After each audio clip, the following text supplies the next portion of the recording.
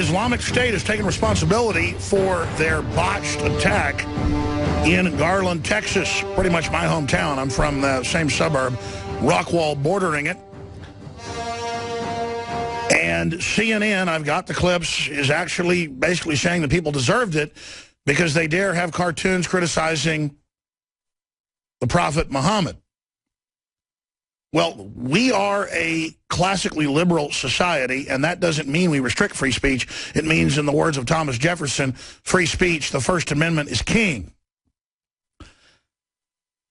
It is simply amazing to see CNN and MSNBC criticizing the people who are pretty mild who were putting on this event. We have the FBI claiming that ISIS has tentacles in all 50 states. We have Judicial Watch that I found to be very credible, claiming that they found camps over the border. We've gone down and investigated, found huge mosque, you name it. Meanwhile, Focus on the Family head, Dr. Dobson's come out and said the collapse of Western civilization is now happening, and I agree with that statement. Someone who's been ringing the alarm bell for decades is Dr. Michael Savage, best-selling author, multiple PhD, and, of course, syndicated radio host, michaelsavage.com, michaelsavage.wnd.com. He's a multimedia icon in the conservative movement. Dr. Savage holds a master's degree in medical botany and a second in medical anthropology. Additionally, he earned his PhD from the University of California at Berkeley in epidemiology and nutrition sciences. He's the author of 25 books, including 4 New York Times bestsellers. He earned the coveted Freedom of Speech Award from Talkers Magazine in 2007. He's also banned in England for criticizing radical Islam. And I've been basically told that I'll be banned if I don't watch myself. And now this is coming here. So I want to get into his new book, Michael Savage, Countdown to Mecca. I know his previous book, openly criticizing China and their power grabs, got censored. So it looks to me like, as I've already started reading, it's just excellent that he's basically putting what he thinks is going to happen into a novel. We'll see if I'm correct in a moment, but you need to get it from the multi-time #1 New York Times bestseller. Find it at Amazon.com, WND.com, you name it. Michael Savage, Countdown to Mecca. But so much to get into today, sir. Great to have you with us. We got a little bit of reverb there, getting his audio lined out. But what do you make of the situation that just unfolded up in Garland and the response to saying the First Amendment is to blame and nothing about the shooters that shot the cop? Oh, my friend, we're getting a little feedback. So what I need to do here is turn off my speaker, I think. Alex, can you hear me now? Yes, I can. You've got the floor. Go ahead. Alex, can you hear me now? Yes, I can. Go ahead. We're having a little technical problem. Tell me when we're ready to go here, because I don't know if you're hearing me. We've got a little bit of feedback back and forth. We don't normally have problems with Skype, Dr. Savage. You go ahead and just have the floor. I want you to speak to what I was just talking about. All right. Can you hear me now? Yes. Okay. Sorry about that. Alex, the thing is this. We've been penetrated. We've been infiltrated. How high up it goes is anyone's guess. We know that the president's middle name is not Jesus. We know that the military has been told to stand down. We know the police have been told to stand down. We know that there's only one sacred religion in the United States of America, and it isn't the founding religion. It's the invasive religion. And the fact of the matter is, the FBI director who warned us 6 weeks ago, this was just before Hussein's conference, counterterrorism conference in Washington, where he invited Muslim groups. He disinvited the head of the FBI who said that ISIS is in 49 out of the 50 states. Why would he do that to the head of the FBI who warned us? There's only one answer.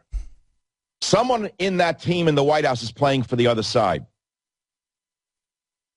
They're not on our side. Now, of course, the good news here, Alex, is when I saw this terrible event last night, the good news is the beefy Texas cops killed the scum. They wiped the scum off the planet and sent them to heaven where they can go rape babies. I guess that's their reward. They get to rape 72 babies in the next world. What a religion. Isn't that great? Kill someone on this planet so you can rape 72 infants in the next world. Doesn't CNN find that obscene and pornographic and sickening?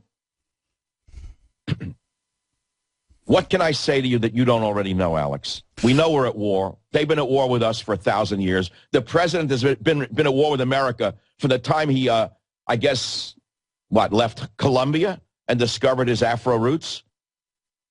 When he was a kid, he didn't identify with his radical side. Read his own autobiography. Then he found out that by acting like a black radical, everyone kissed his feet. And look where he is today, so why should he stop now? He wasn't a radicalized young man. But he found out that the white people fell on their feet the minute he acted out the Black Panther game. Look where he is now. Why should he stop now? He has that scum, Al Sharpton, in the White House 50 times and no one says a word. The anti-police scum. I get apoplectic over this. Can you imagine if a right-wing president had won the presidency in 2008, and shortly after winning he invites the Grand Wizard of the Ku Klux Klan in and out of the White House for 6 years? Tell me what the vermin at CNN and MSNBC would be saying. Al Sharpton is the equivalent of the Ku Klux Klan on the other side. There he is.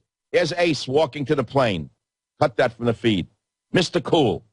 Mr. Cool. Helicopter. He got Air Force One. He's got the biggest military in the world, and the country is dying. Maybe you can give one of those limp salutes now to the Marine. What is their end game, Dr. Savage? Clearly, I thought you were exaggerating 7 years ago when you said they would destroy the country, and that this was going to be it, that they'd just destroy everything. Because I imagine that when they finally got power, that they would then do the rational thing and want to maintain it. Not even from a moral perspective. Why scuttle the country? Why wreck it? Why destroy it when they're in control of it? Well, I believe, Alex, that it's a combination of both willfulness and incompetence. There are those within the administration who go back to the 60s in mentality, bring it all down, man, then let's rebuild it in our own image. That's the communist view, the left-wing university view. Wreck it, screw the patriarchy, bring down the white man, you'll have paradise. That's one view. The other view is a bunch of morons who are college girls who know nothing, on drugs, raised on Adderall, parents who are psychotic. I can name 3 of them. Most of them speak for the Obama administration. One of them is the stupidest girl I've ever seen in my life. I call them Obama's sorority. You know who I'm talking about, that Marie Barf or Marie Harf? Oh, yeah, and Samantha Powers, all of them. Moronic, stupid college girls, sorority girls. They don't know what world they live in. They live in a sheltered bubble, and they think that they know the world. They know nothing. That's what scares me, is that they're starting wars all over the place. They openly armed Al-Qaeda. Now they call it ISIS. They claim they're fighting it, but they keep catching them, giving them arms shipments. Our own military said 2 years ago that they wouldn't be part of being the Air Force for Al-Qaeda. So now they've changed the narrative. Let me ask you this. Do you think they're going to be successful in their takeover plan? If this was a ball game, Dr. Savage, what's the score right now? Patriots versus the French Revolution crazies. Oh, the guillotines are ready. The guillotines are ready, and they're greasing the skids for the blades. Yeah, are they going to be successful? How much more successful can they be, Alex? Internment camps? I mean, what's next with this group of maniacs? Don't they have a problem? I don't want to just turn it into the book, but I have to talk about Countdown to Mecca. No, I want to get to that. We're going to break in just a moment because I know it ties into it. But let me just ask you this then, because the book's so important and I want to promote it. But just the 2 minutes before we go to break, the police are super awake despite all their problems. The country's disintegrating. I mean, what do you expect? The military, from what I've seen, is super awake to what's going on. Doesn't that give the socialists, the globalists, a problem? Isn't that their Achilles heel? No, because Obama gutted all of the combat veterans who could have led a movement against an illegitimate government. He started it right after Benghazi. I named them in my last book. One general after the other was purged like Stalin purged them, only instead of shooting them, first they smeared the generals. He got drunk in Moscow. You hear this? He got drunk in Moscow, so they fired the chief of our nuclear arsenal, the man who knew how to run the nuclear system. He was fired for getting drunk in Moscow. Another one was found with a gambling chip in his trousers after going gambling. I mean, if that was the score here, they would have all quit. I guarantee they've done more than get drunk and go gambling. So no, they're gone. The police have been deballed by this illegitimate, racist administration. Holder has deballed the police. Look what they've done in various cities, using the pretext of racism, all lies, to deball the police. So yeah, the police are there, they're brave and they're armed. The military is there, they're brave and they're armed, but who's going to lead them? Without a Napoleon, where do the troops go? Well, that's another point. That's why George Soros got caught, as you know, openly trying to fund the white instigators they send in to chant, you know, kill the pigs and all this, and then they get away with it. It's so clear they're trying to start a civil war. You know, remember my last book, Stop the Coming Civil War? Yes. Well, guess what? It started. We don't have to talk about it. Has there been a civil war? Yeah, it's a slow-burning civil war. What do you think we're looking at here? It's a race war. These are their shock troops. These are their shock troops. And they don't have the brown shirts yet. They don't have the armbands. But soon Obama could deputize them. Isn't that a natural army for him, Alex? It is. That's what he called for, a national security force. Take the Crips and the Bloods, give them a green uniform, and give them a weapon. And they'll keep order in the streets, won't they? It's so crazy, and history's repeating itself. It's just bizarro land. Dr. Michael Savage is our guest. We're going to come right back into his new book, Michael Savage, Countdown to Mecca, straight ahead. I'm Alex Jones. We're here Monday through Friday, 11 a.m. to 2 p.m. Central Standard Time. Most talk show hosts do not have other talk show hosts on their shows, but I've been on Michael Savage's. He's had a lot of my reporters on his, and vice versa. Because I can tell you, at the end of the day, we probably agree with each other on about 90% of things. It doesn't matter. We want to have a country. I know I'm not speaking for him. I've listened to his show. I know what he says, and I'm on the same page. These are real totalitarians we're dealing with. It's about raw power. They're using a communist playbook, but they're fascist when it gets to the upper echelons. That's what Ted Cruz has said. He's called them liberal fascist, and they are. And Michael Savage, one of the smartest intellectuals out there when it comes to really understanding what we face. His last book came out a year ago, How to Stop the Coming Civil War. And now 96% of Americans in a Gallup poll think a race war is coming. Listen, I'm not kidding when I say that I, in the last few months, 3 times, have had people 3 times come up and say racial things to me in Austin, a very friendly town, living here most of my life, and it's happening all over the country, and it's all MSNBC in the White House. Meanwhile, we're being sold out to China. Michael Savage has a new book out, Countdown to Mecca, and Dr. Savage, I'm guessing, I haven't read the whole book yet. I know your last book got censored, unprecedented, because it was nonfiction and really criticized China. Now, am I guessing that you've put a lot of what you really think's going on into a fiction book, or what's happening? That's why I went back to the novel format, because you can only go so far in speaking in a documentary fashion about reality. I have a radio show, and I have restrictions, as you do. We have various and sundry restrictions, meaning on how far we can go on a public broadcast. When it comes to fiction, though, I guess you can use your imagination still. The censors haven't gotten to it. So in Countdown to Mecca, I pose a certain theory that a group of patriotic generals get together and they see the scourge of Islam, what it's doing to the world, and they want to take care of the problem directly. So they plot to do something in Mecca. And the book is all about the generals' plot. Now, these are families, these generals are not wild cards off the gutter. 3-4 generations in military, highly educated, VMI, West Point. So the dialogue between them, analyzing whether to do it, is, I think, very well done. And my hero, Jack Hatfield, gets wind of it in an obtuse manner. And he analyzes this and realizes that by doing harm to Mecca and killing millions of Muslims, you're going to set off a war that will never end. So he tries to stop the plot. Now, I will be castigated with this book by the vermin at MSNBC and CNN for saying the opposite of what the book says. The vermin, the Solentarists, to not use a word that's has too much connotation, we won't call Wolf Blitzer and company vermin. We won't call MSNBC vermin. We'll call them Solentarists.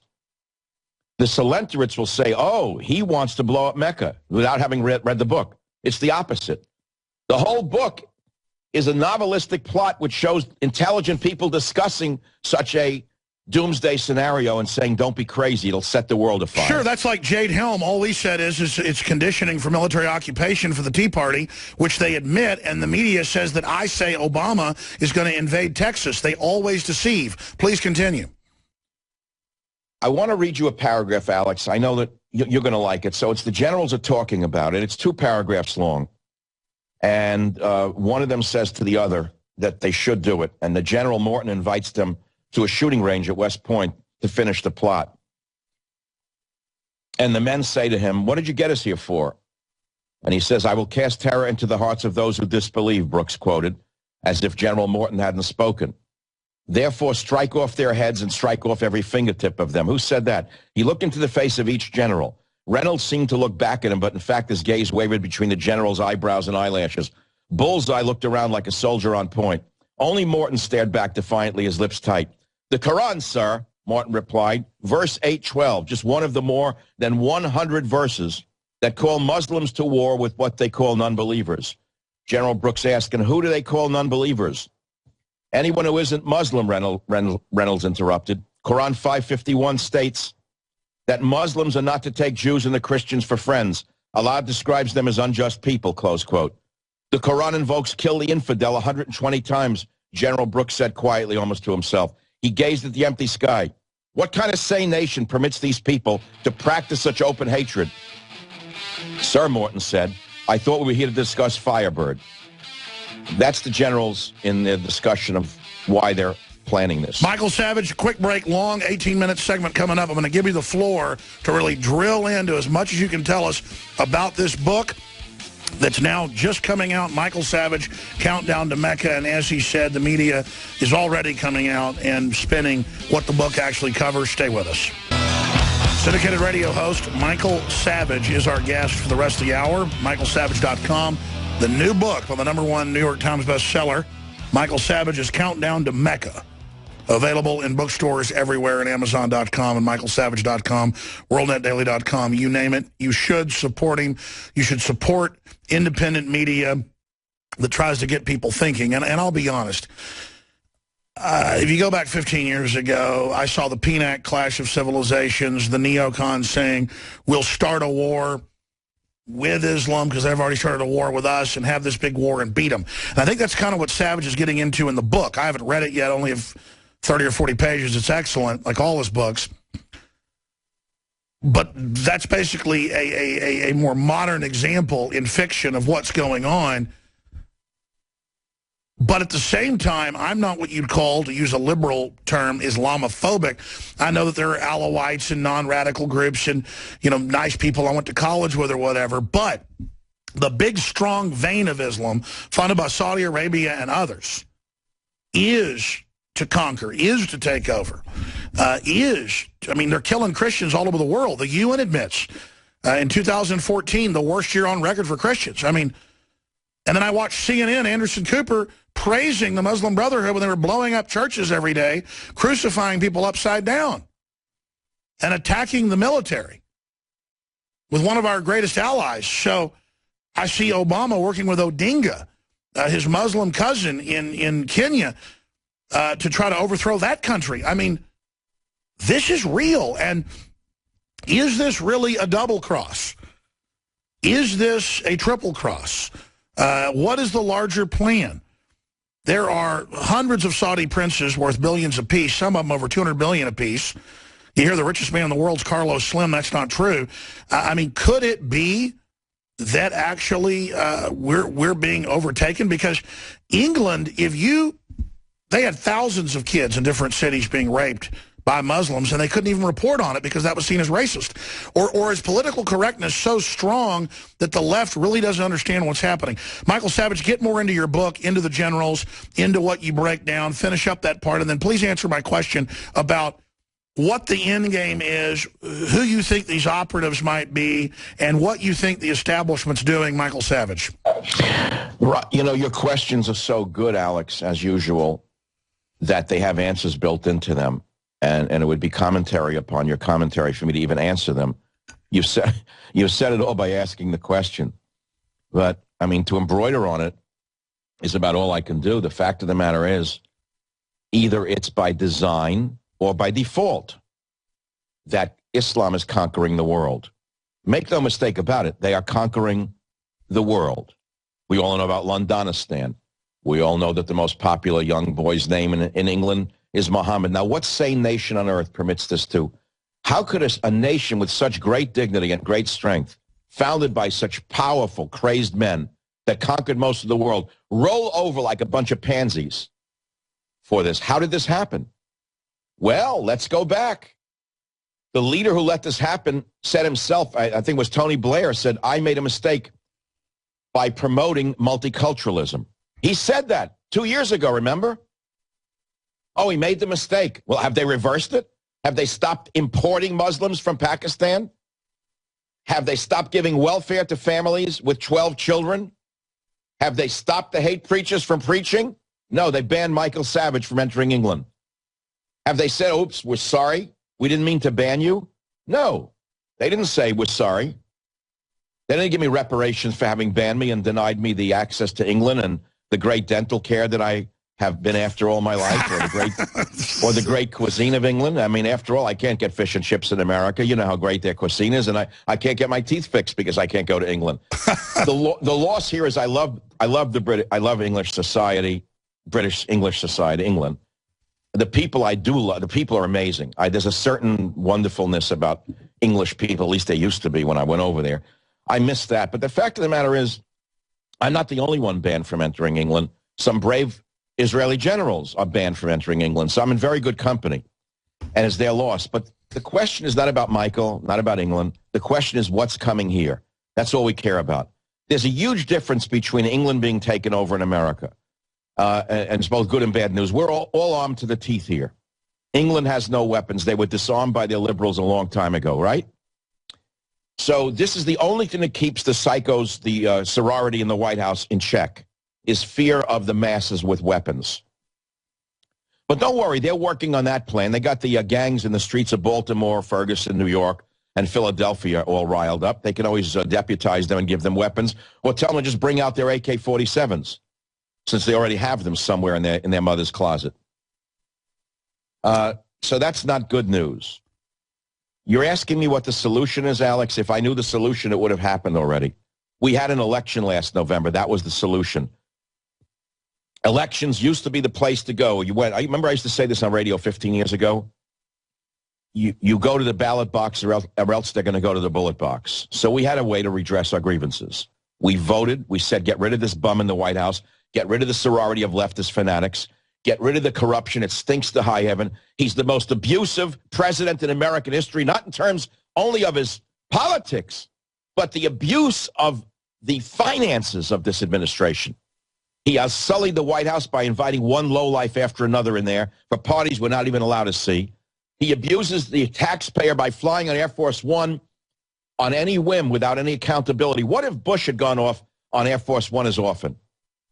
Would Mrs. Bush have dared take the Air Force 2 or 3 on a junket with her mother? Well, look at the Clintons spending half the money they stole from the Haitian kids for their own private jets and hotels and foreign donors. It's all illegal. They are above the law. The entire Democratic Party's above the law. And then John Boehner won't repeal Obamacare. The Supreme Court's about to rule that marriage isn't sanctified. This is a crazy war. And what do all the so-called liberals think they're going to do when they finally crapped in the nest and ruin the country? I mean, these people have a death wish. Okay, we can agree on that, but that doesn't stop the problem. It doesn't. We had an election last November. The election was supposed to change the course of this society. We said no to the communists running America. We said no to the socialists, the globalists, the Islamists. I call them the Democrat Socialist Islamist Party. That's what the DSI is.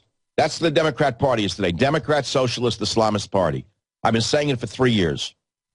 And America went to the polls and voted. The next day, the con man, the charlatan in the White House got up and basically said, drop dead. I don't care what you voted on. You ain't seen nothing yet. By the time of the next election, I'll make certain that there's so many immigrants in this country and that the gangs are riled up in the gutters that the white man will no longer have the majority in this country. Then I'll show you what this country really wants. Classic socialism with an elite in control of 20,000 nuclear weapons and space stations. I mean, it's just totally insane. Listen, if we brought the immigrants in and actually taught them Americana, Renaissance, crazed freedom, it wouldn't be an issue. But literally, I grew up in Dallas, you know, in the 70s and 80s. I've never seen such racial tension, even in the sweet little town Austin. And I'm not whining about it.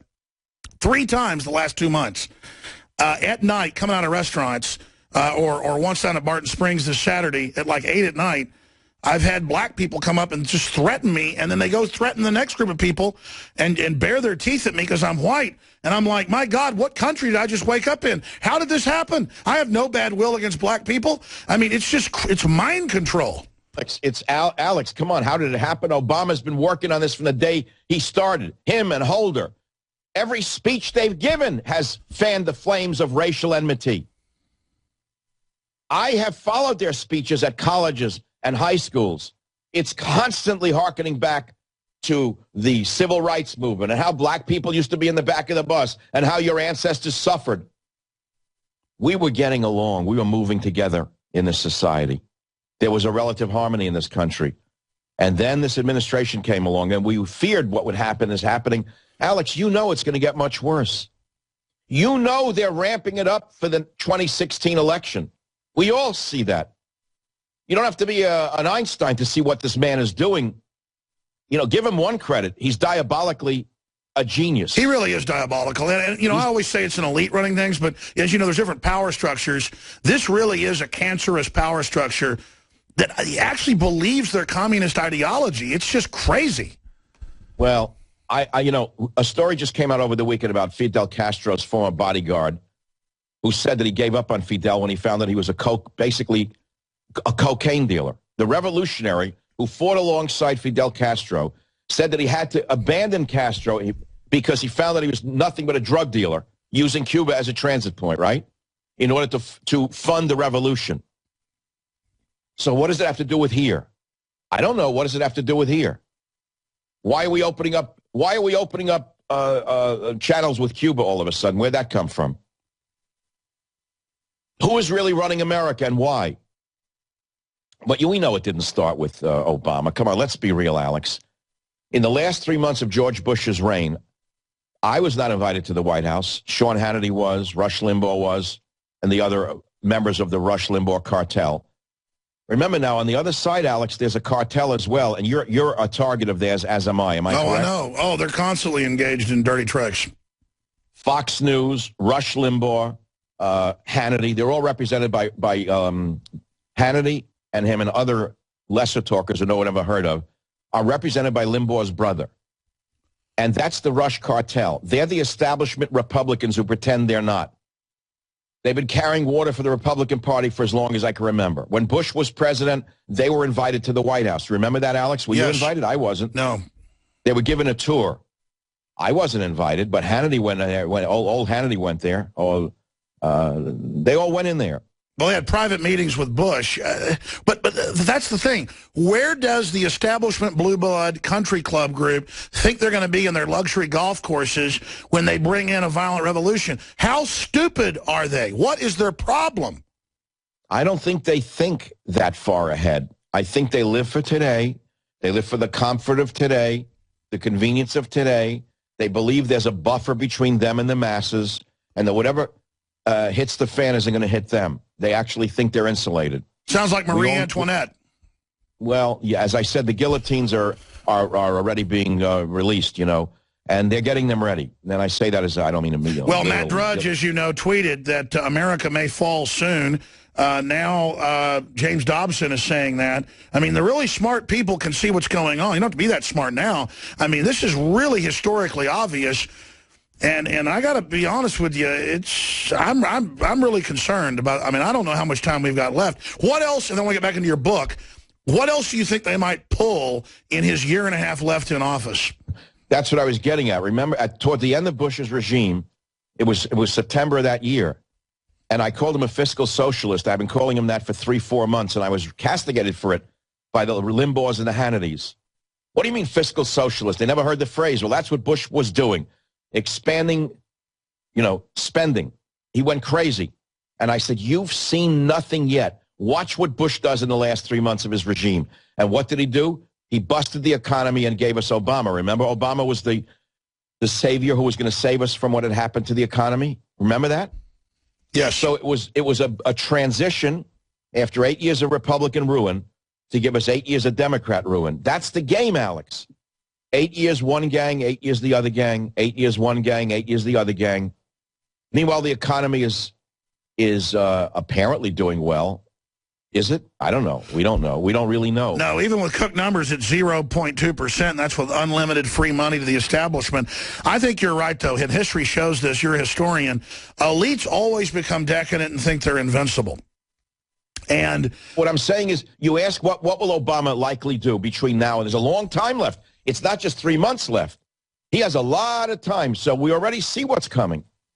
The riots. He's got the gangs in the streets on his side. He's got them awakened. He's got them armed. They're armed to the teeth with illegal weapons, aren't they? And so you're going to see more race war right up until the Labor Day of 2016 for an obvious reason. And some conspiracists fear that he's going to declare martial law. I'm not so sure that he needs to, because it doesn't matter whether he's in power or Hillary's in power or another demon cat. It doesn't matter. O'Malley, whatever his name is. They're all the same. They're cut from the same cloth. They're run by the same controllers. It doesn't matter. They're going to take the street garbage. They're going to take the illegal immigrants, and they're going to warp the entire election. So it doesn't really matter who runs on the other side.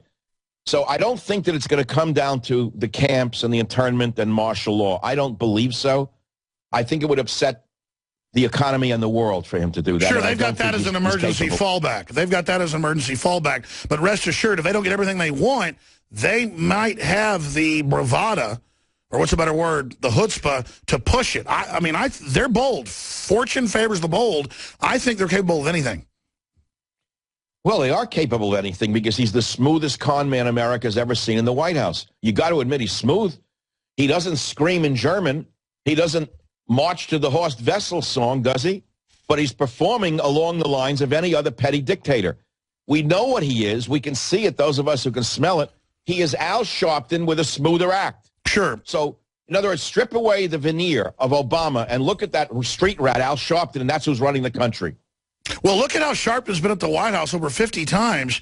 I mean, Al Sharpton is a joke, a huge weirdo, gang member, FBI informant, who wears huge leisure suits with long, curly hair. It really is a freak show.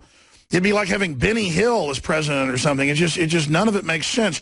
Let me ask you this. I want to get back into the book here. Michael Savage is our guest. Michael Savage, Countdown to Mecca, because that's the other big wild card. Is ISIS running around, stirred up by our ally Saudi Arabia. You've got the whole new Cold War getting kicked off. You've got all these public statements about the Tea Party's the main enemy and gun owners are the main enemy and veterans are the main enemy. And then meanwhile, we just mentioned 5 weeks ago, hey, Jade Helm lists Texas as the enemy in Utah and Orange County. And then here's these training manuals that says, it's even in Forbes and AP that the military is trained to take on the veterans of the Tea Party. We have a concern. So they have literally hundreds of publications a day saying, I'm saying Obama's going to invade Texas in July. Never said that. They never quote me saying it. They just lie. Why do you think they're running around like chickens with their head cut off about that? Well, we all know who they are. There's a very small, you mentioned Anderson Cooper. These are talentless people with no ratings. They see an independent guy like you, so what are they going to do? They see an independent guy like me who rose from the ashes. Like a phoenix, I rose from the ashes. I'm on over 250 of the biggest stations in the country. The Limbaugh cartel hates me because they can't understand how I got where I am without them. Fox News hates me. I call Megyn Kelly Martha Washington, sarcastically, because she thinks she's the founding mother of the nation. She is doing the bidding of the Islamists, as far as I can tell, especially after this event. They actually blamed Pamela Geller for this event in Texas, didn't they? Yeah, they said it's her fault. They basically said she deserves it. Yeah, well, that tells you where they're at. The good news, Alex, is the scum are dead. They didn't injure anybody. The vermin, the converted filth, the converted jail garbage that did this is dead because of beefy Texas security guards, beefy Texas cops who aren't going to take the crap. They're not going to put up with this garbage, this hatred for Christians, this hatred for America. They're not going to accept it. They blew them to Allah land. That's the good news. That's the future we should look to. All of the armed police in this country, you have a job. All of the military in this country, active or retired, who are armed to the teeth, you have a job. Stand up to this scum. Don't let them take away your legacy, and don't let them steal your daughter's future. That's my answer. It really is true. They kill you. Well, it really is true that we ask, why is this elite doing this? They have a crazed, craven, sneaky will to conquer this republic, this renaissance. They want to mount America's head on their wall, and they will work with any coalition to do it. And I got to say it, they're as mentally ill as Hitler. I mean, they really are mentally ill. Drugs. I've for years been screaming for, if you go to work for a corporation, you have to pee in a cup. Why don't we demand that the president and all the members of the cabinet and all members of Congress go for a mandatory drug test every month? I'd like to know what they're on. That's a good point. What drugs are they on? That's a good point. I want to shift gears into your book again because it ties into all of this. Talk more about your book. Okay, I'll make it simple. You know, it's hard to describe a nonfiction, a book of, you know, a novel. I did something different in this novel with the Jack Hatfield character. I created new characters, including, and this is an interesting one, a Jewish gangster, Saul Minsky, who actually works with Jack Hatfield to protect him from the CIA, who was trying to kill him because, see, Jack's trying to stop the bombing of Mecca, or it's not bombing, actually, it's another technique. And the government then goes after Jack Hatfield. And he has to employ local gangsters to protect him. So there's new characters, and he's one of them. And Sammy's, a new character is Jack Hatfield's brother, Sammy the Clown, ex-Marine, motorcycle accident, living on the proceeds of the motorcycle accident. He lives next door to a Russian prostitute who becomes a heroine in the book because she's invited by the generals to do her work, and she overhears the plot. She hears one word, and her name is Anastasia. Her eyes, normally alert as those of a Nordic wolf, seem wary and frightened. She's a great character, and I would say she's the hooker with a heart of gold character come back to life. So what I'm saying is I make it entertaining, Alex. You know, there's only so much people can take from you and I. It's palatable only up to a point. That's another question. That's another question. I used to could work 18 hours a day, literally many days, but it was killing me. And now I can only work about, 10, 12, and I need to spend time with my family. This stuff is so sick now, the things they're doing, that I would go crazy if I continued to work as hard as I was. You, multi-time, top supplement developer, top, best-selling author, kind of launching a lot of the health revolution 35, 40 years ago. I'm not bragging for you. It's actually true for folks that don't follow it. I mean, you've made, your family, things you've deployed, some of the biggest products in the country. I don't want to, brag for you, but there's some of the biggest names out there. You don't talk about it on your show. You don't need money, but you're writing books constantly. You're on the air every day. But what do you do to unwind? I sleep a lot. I'm serious. The minute the show is over, I go to sleep for 20, 30 minutes. It's a great technique, Alex. I need to do it. I try. No, but here's the thing. Go in a dark room. It has to be a totally, absolute dark room, no light. Hold your keys in your hand, on the side of the bed. It's an old trick. And let yourself drift. The minute the keys hit the floor, it'll wake you up. It's no more than 12 minutes. That's all you need. You sleep more than 15 minutes, you're going to get groggy. I agree, yeah. Right? So 12 minutes, you do the Edison nap. That's number one. I am saturated in vitamins. I am swimming in ascorbate. I'm a big vitamin C man. I have been for years, and many other things. I mean, people know me. I talk about it. I love to eat. I do drink at night, and that helps me. Just completely turn it off. You have to turn it off. Yep. You have to turn the switch. Alex, you cannot do. Your wife probably doesn't want to hear you talk about this. Am I right? Yes. Right? She just stop it already. I mean, you have a family. So you do have to learn to turn that off, or you'll go crazy. Oh, I do turn it off, and then people walk me on the street and want to talk about this stuff, and I'm sorry, I just can't do it. I ride a bicycle every day, and I do it in the way that Mr. Kellogg did. You know, the man who created Kellogg's cornflakes. He would ride the bicycle 1 mile a day from his home to the plant in Battle Creek, Michigan, in a suit and tie, looking like Colonel Sanders. And he said, I'm riding the bicycle for equilibrium. In other words, we think we're supposed to ride the bicycle for cardio, pumping our bodies to death. He saw it another way. I ride my bicycle for that balance. You know what I'm saying? Equilibrium. That's right, yeah. Yeah, just ride the bike a little, like a mile on a flat road, get equilibrium, try to see it in the Zen way, in that way, honestly. And these are things, they're simple techniques, and also luck. You've got to be lucky, Alex. I'm over 70. I'm 73 years old. I should be dead by now. My father died, God rest his soul, at 53. My grandfather at 47. So I used to hang on hoping that in the old world, when my great-grandfather lived, they said, no, he died at 45. I've had a gun to my head since I'm young. Always thought I'd be dead. It's what drove me into the nutrition field. It's what drove me to the islands, South Pacific Islands, when people didn't even know where they were. Fiji water. Yeah, well, I was in Fiji before there was Fiji water, collecting medicinal plants, talking to folk healers.